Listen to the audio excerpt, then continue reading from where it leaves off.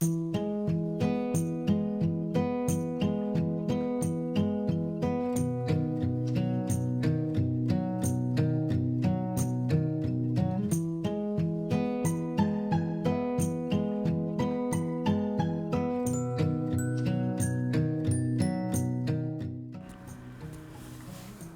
Corps of Discovery had now been on their journey for over a year. The explorers were very good friends with one another and had learned to depend on one another.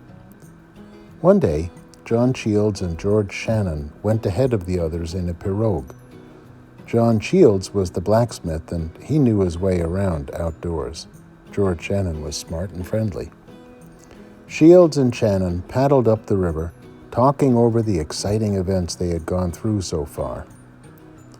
"Well," Private Shannon said, "no one can complain that it's been dull."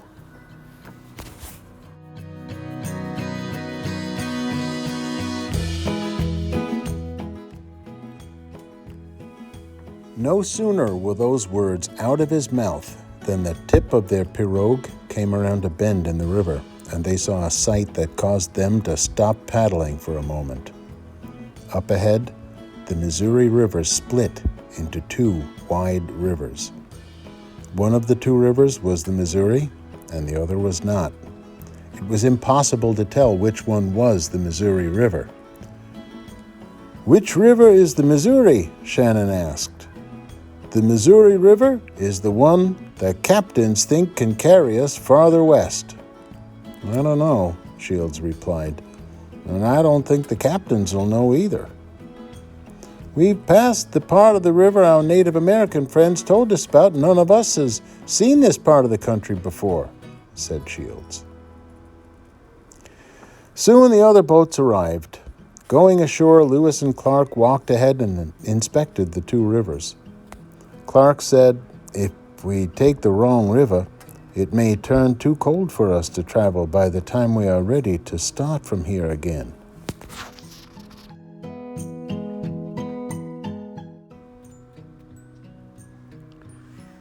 Native Americans told them that the Missouri River ended in the Rocky Mountains.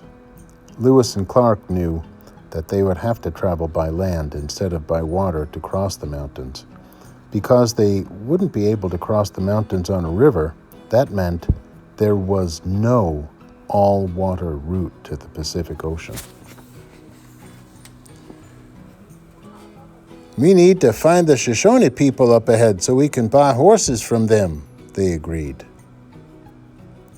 But first, they would have to continue along the Missouri River to the Rocky Mountains.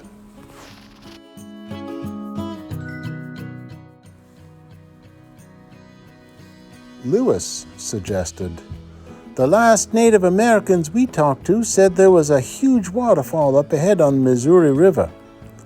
We need to find that waterfall. Take some men along the South Fork, Clark, and I'll try the north. If one of us finds it, that person will know he is on the correct river. We'll meet you back here in a few days to see which group has found the waterfall." Unfortunately, when they met back up after a few days, neither group had found the waterfall. Lewis had another idea. He decided to try looking for the waterfall by land rather than following one of the two rivers.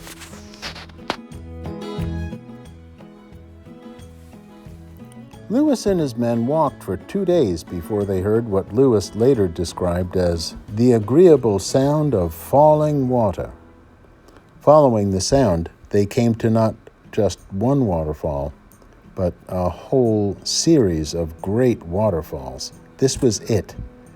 They could now figure out which of the two rivers was the Missouri River. Lewis sent a man back for the rest of the party.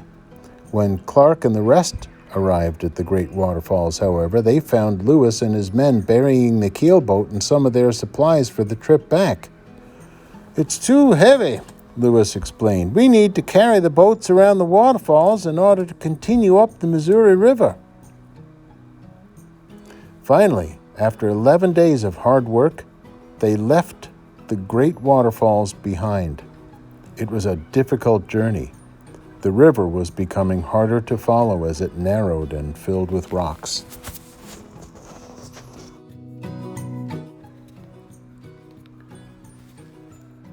On the other hand, Sacagawea was closer to the area where she had lived with the Shoshone.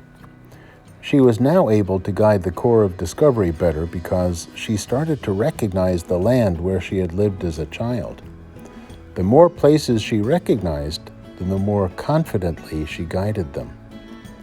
In August of 1805, Lewis told Clark, "I will take 3 men ahead on foot instead of following this winding river. If we find the Shoshone, we'll return with horses. If we can use the horses to cross the mountains. Then we can look for the other river we think flows down from the mountains all the way to the Pacific Ocean."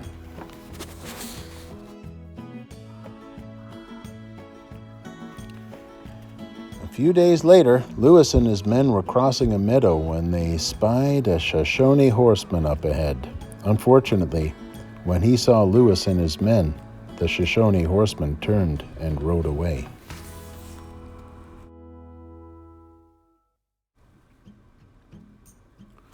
The 4 men kept looking for the Shoshone.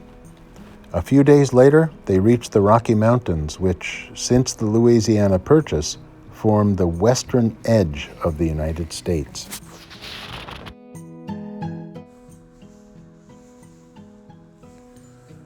The next afternoon, they came upon an old Shoshone woman gathering wood for a fire.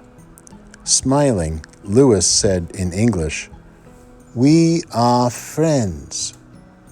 She did not know English, but she understood when Lewis smiled that he was friendly.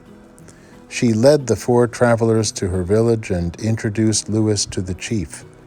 The Shoshone had plenty of horses, but the Shoshone chief explained with sign language that the Shoshone did not have much food to share. 2 days later, Clark and the rest of the expedition arrived with Sacajawea.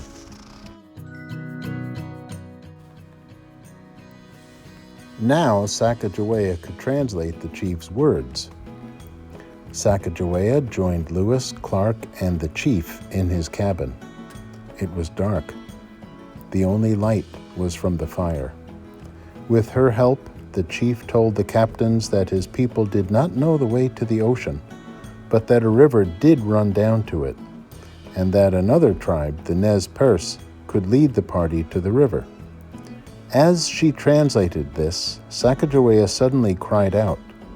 In the shadows of the chief's home, she had not seen his face clearly. Now, as she turned more toward the light, she recognized him. The chief was Sacagawea's brother.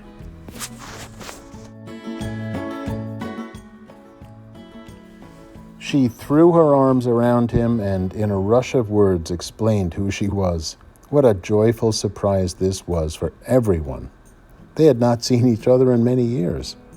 In all the Shoshone lands, Lewis had stumbled into the village of Sacagawea's brother. Now the chief said, "My sister, I will help you and your friends get all the horses, supplies, and guides you will need in order to complete your journey."